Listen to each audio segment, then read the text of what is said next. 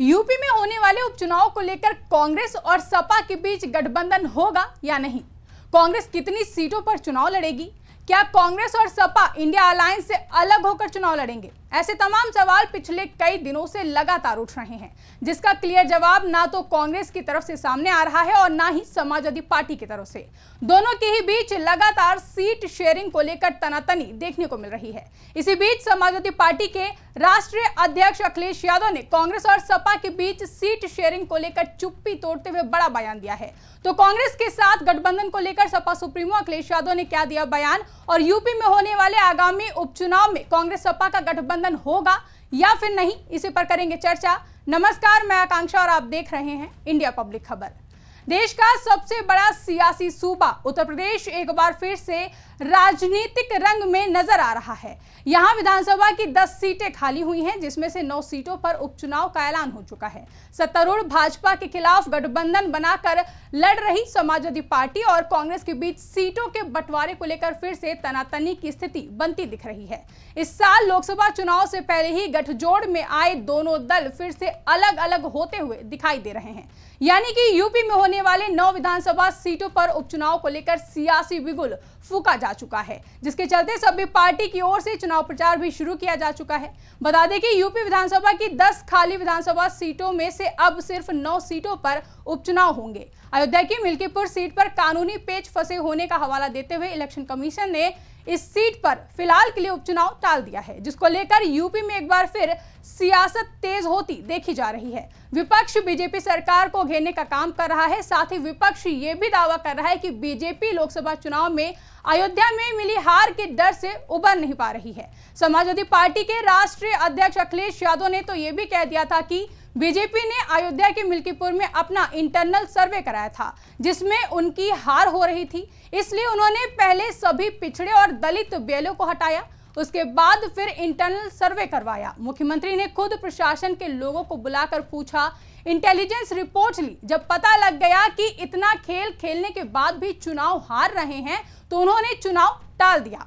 यानी कि एक और जहां मिल्कीपुर में उपचुनाव टलने की वजह से पूरे विपक्ष समेत सपा सुप्रीमो अखिलेश यादव ने जहां बीजेपी पर निशाना साधा है, तो वहीं सपा और कांग्रेस में अभी भी सीट बंटवारे को लेकर सहमति नहीं बनी है। बता दें कि उत्तर प्रदेश की 9 विधानसभा सीटों पर होने वाले उपचुनाव को लेकर 13 नवंबर को मतदान होना है।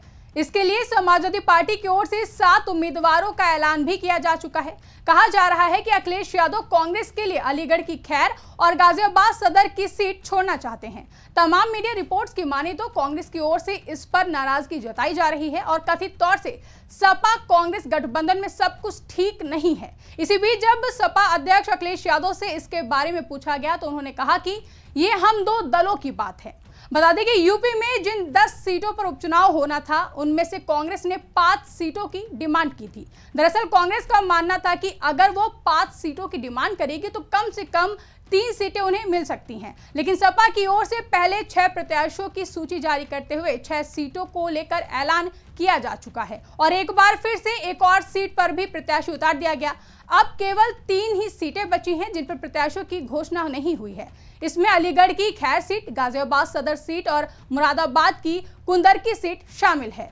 ऐसा कहा जा रहा है कि सपा कुंदर की सीट नहीं छोड़ेगी और वहां से प्रत्याशी भी सपा का ही होगा, जिसके बाद अब कहा जा रहा है कि कांग्रेस और समाजवादी पार्टी के बीच रिश्तों में खटास आ गई है। इसको लेकर जब सपा प्रमुख अखिलेश यादव से सवाल पूछा गया, तो उन्होंने कहा कि अभी उपचुनाव की वोटिंग में समय है, अभी नामांकन चल रहे हैं, समय है, हम 2 दलों की बात है, हम लोग रास्ता निकाल लेंगे। सपा सुप्रीमो अखिलेश यादव ने भले ही कह दिया है कि हम रास्ता निकाल लेंगे, लेकिन हकीकत में ऐसा होता दिखाई नहीं दे रहा है।